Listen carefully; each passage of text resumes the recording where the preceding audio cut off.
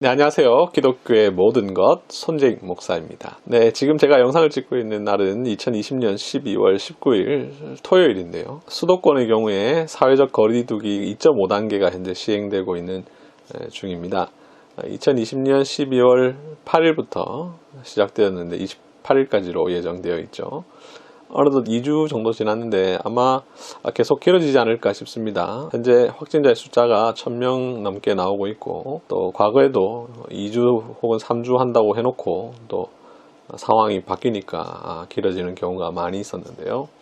그래서 아마 이 사회적 거리두기라는 것이 계속 길어지게 될 텐데, 이 사회적 거리두기라는 말은 신조어죠. 코로나19 때문에 생겨난 새로운 언어인데요. 영어로 social distancing이라고도 하고요. 사회적 거리두기라는 표현이 조금 우리에게 부담된다고 해서 물리적 거리두기라는 표현을 써야 된다는 주장도 있는데요.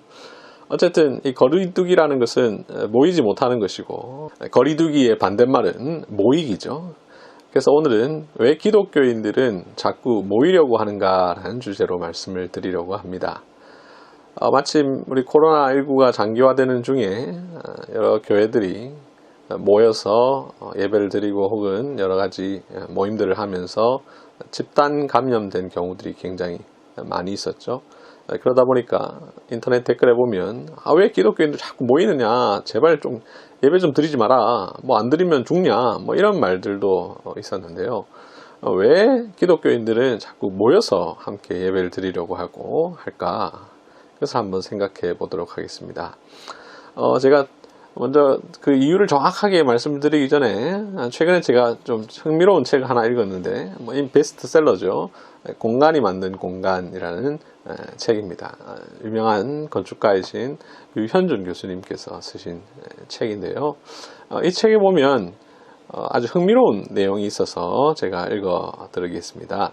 386쪽부터 388쪽에 나오는 내용인데요. 유현준 교수는 기독교뿐만 아니라 종교들이 모이는 이유를 이렇게 이야기합니다. 좀 길지만 제가 읽어드리겠습니다. 코로나19는 경기장, 극장, 학교 같은 교회 같은 사람들이 모이던 곳에 가지 못하게 되었다. 알고 보면 우리가 문화라고 부르는 많은 부분은 오프라인 공간에 모여서 하는 행위였다. 그 중에서도 가장 오래된 전통의 모임은 종교 모임이다. 공간과 종교는 밀접하다. 그래서 종교는 모이는 것을 강조한다. 기독교는 일주일에 한 번씩 같은 시간에 같은 건물 안에 들어가서 예배를 드린다. 기독교가 다른 종교와의 경쟁에서 이긴 이유 중 하나다. 한 장소에 모이는 것은 어떻게 믿음과 조직력과 종교의 권력을 강화할까? 시선이 모이는 공간 구조는 참석자들의 마음을 하나로 모은다. 공연장이나 경기장에서 같은 이벤트를 보는 것은 동질감을 강화한다. 이를 알았던 고대 그리스는 원형극장을 만들었고 로마는 콜로세움을 만들었다. 이때 시선을 받는 자리에 있는 사람은 권력을 가지게 된다. 2000명이 한 강대상을 쳐다보며 설교를 들으면 그것만으로도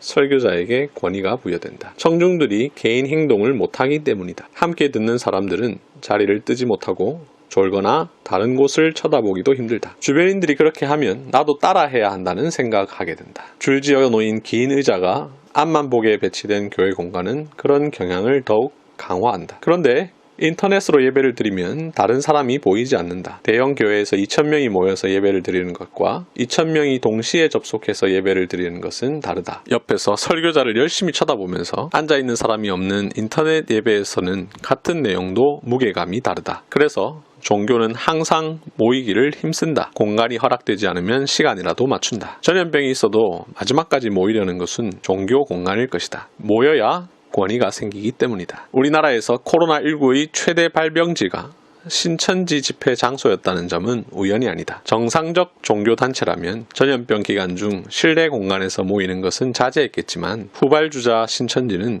해산하기 힘들었을 것이다. 한 공간에 모이지 못하면 종교는 집단 공간이 만드는 권력을 잃게 된다. 그런 의미에서 전염병은 종교단체 최고의 적이다. 아주 흥미로운 내용인데요. 유현준 교수님께서 말씀하신 대로 기독교가 자꾸 모이려고 하는 것이 바로 그런 이유 때문일까요? 물론 이분이 공간이 만든 공간이라는 아주 독창적인 책, 아주 재미있는 책. 저 책이 아주 유익했거든요. 공간이 인간에게 어떤 영향을 미치는가를 아주 잘 분석하고 역사적으로 잘 묘사한 책인데요. 그래서 전반적으로 통찰도 좋고 굉장히 좋은 책이었습니다.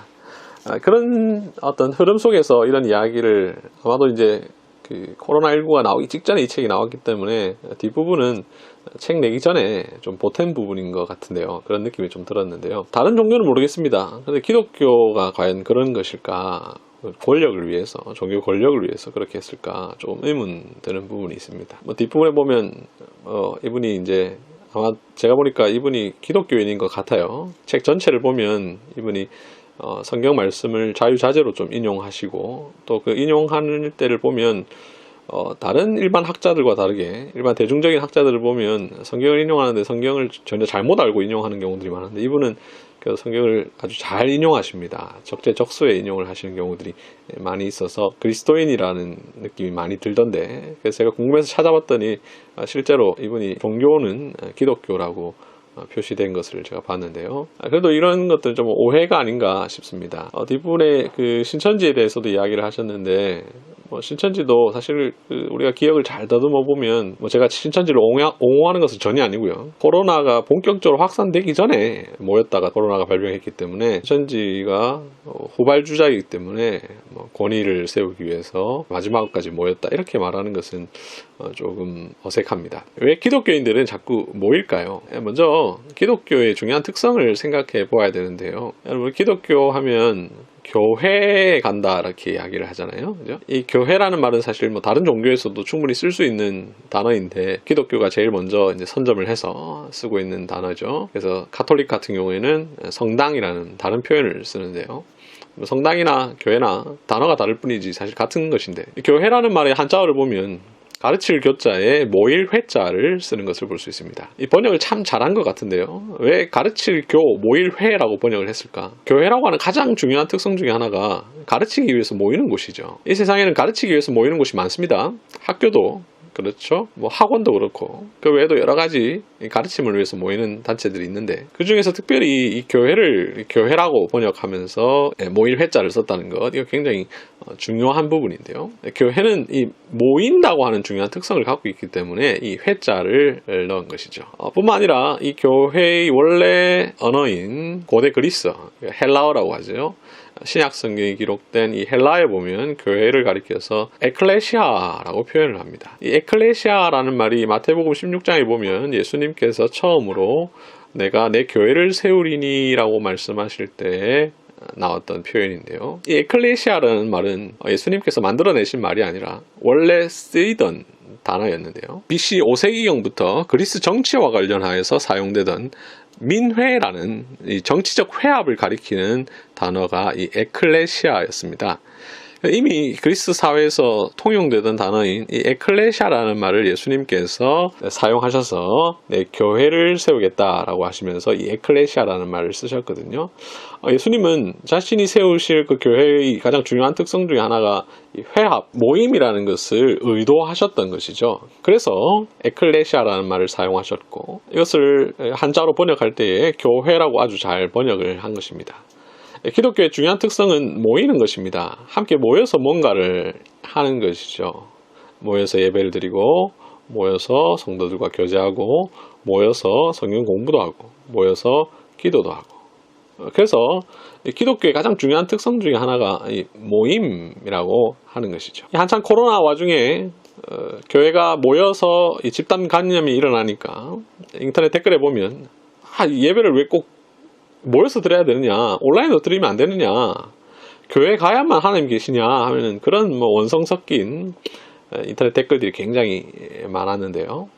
물론 한편으로 그 말이 틀린 말은 아닙니다. 충분히 이해가 되고 또 사실 코로나 초기 같은 경우에 그렇게 했었어야 맞죠. 그런데도 그렇게 하지 않은 교회들도 많이 있었는데 그런데 왜 교회는 자꾸 모이려고 했을까? 교회는 권력 때문이 아니고요. 그렇게 모여야 무슨 권력 유지되기 때문이 아니고요. 교회의 가장 중요한 특성이 모여서 하는 것이기 때문입니다. 혼자서 예배 드릴 수 있죠. 그런데 혼자서 예배는 평일날 월요일부터 토요일까지 잘 드리고 있습니다. 그런데 예수님께서 직접 정해주신 날인 일요일은 교회가 함께 모여서 예배 드린 날입니다. 그러니까 함께 모이는 거죠. 꼭 교회 가야만 하나님 있다고 생각해서 기독교인들이 교회 가는 것이 아니라 다른 날은 평소에는 개인적으로 하나님과 개인적인 교제를 하고 하나님께 예배를 드리고 그런 삶을 살지만 이 주일은 함께 모여서 예배를 드려야 되기 때문에 가는 것이죠. 또 인터넷 댓글에 보면 예배를 꼭 가서 해야 되냐 이렇게 이야기하는데 기독교인들이 가서 예배를 드리는 이유는 가서 예배만 드리는 게 아니기 때문입니다. 찬송 부르고 헌금하고 설교를 듣고 이 일은 어쩌면 안 모여서도 할 수도 있겠죠. 그죠? 굳이 따지자면. 그러나 그것만 하는 게 아니거든요. 가서 성도들과 교제를 나누고 또 함께 기도하고 함께 얼굴 마주보고 대화 나누고 이게 교회의 중요한 특성이기 때문에 모이는 것이죠. 코로나19 때문에 많은 학생들이 학교를 가지 못하는 상황이 발생하게 되면서 처음에는 학생들이 굉장히 좋아하게 됐는데 이제 길어지니까 학생들이 지쳤어요. 이 중에 하나가 학교라는 것이 단순히 공부하러 가는 곳이 아니거든요. 친구들과 대화도 하고 친구들과 다투기도 하고 이렇게 하면서 학교 생활을 하는 건데 그걸 다 못하고 그냥 수업만 인터넷으로 온라인으로 하니까 학생들이 지치는 것 아니겠습니까?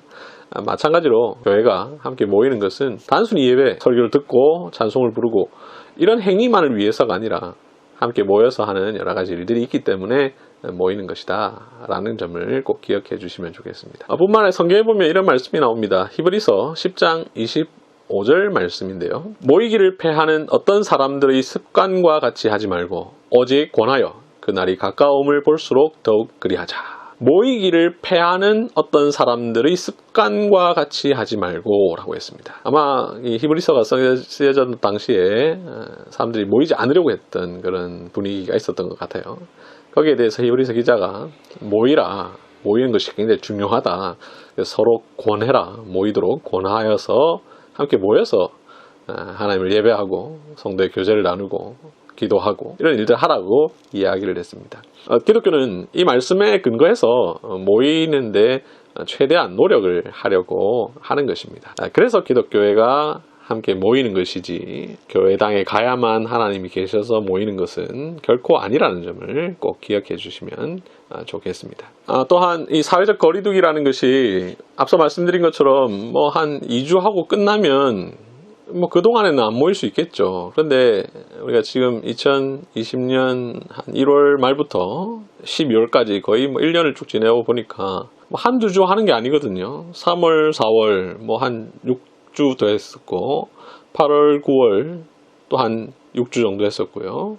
또 이제 12월 또 하는데 계속 하니까 이쯤 되면 그러면 이건 우리의 일상이 되었으니까 이제 거리두기라는 것이 계속 할 수 있는 일은 아니니까 또 교회 나가는 경우들이 많이 있거든요.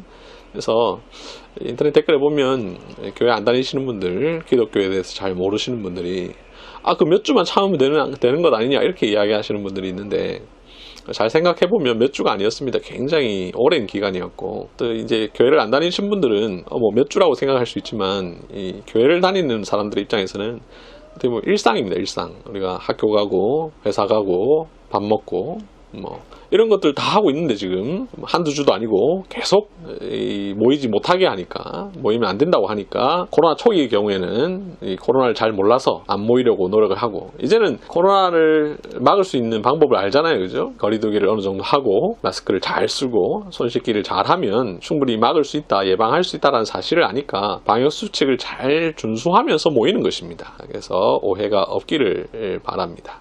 혹여나 믿지 않는 분들이 이 영상을 보신다면 기독교회를 널리 너그럽게 이해해 주시긴 참 어렵겠지만 그래도 이래서 모이구나 라는 점을 이해해 주시면 좋겠고요. 기독교회가 잘못한 부분들도 있지만 저 사람들의 일상이니까 어쩔 수 없었구나 라고 좀 생각을 해 주시면 감사드리겠고요.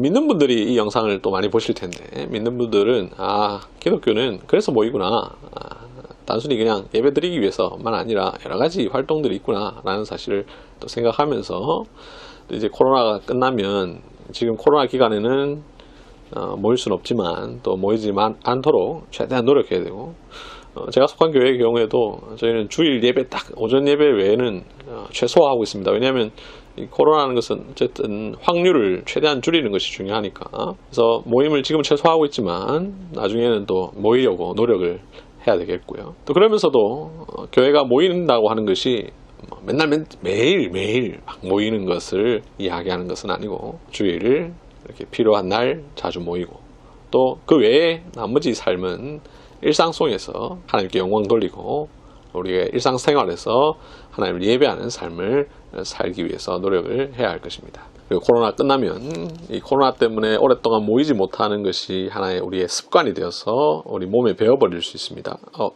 교회 가기 싫을 때 그냥 오늘 인터넷으로 예배 드리지 이런 마음이 자꾸 들 수가 있는데 그것은 코로나라고 하는 아주 특수한 상황 때문에 우리가 임시적으로 했던 일이지 앞으로 지속할 수 있는 내용은 결코 아니라는 사실을 생각하면서 이 코로나가 빨리 끝나기를 하나님 앞에 기도하고 빨리 끝나고 나면 교회가 정한 공식적인 모임에 적극 참여해서 하나님을 예배할 뿐만 아니라 성도의 교제를 나누고 하나님께서 우리에게 허락하여 주신 여러 가지 은혜를 누리고 또 우리의 의무를 다할 수 있기를 바랍니다. 감사합니다.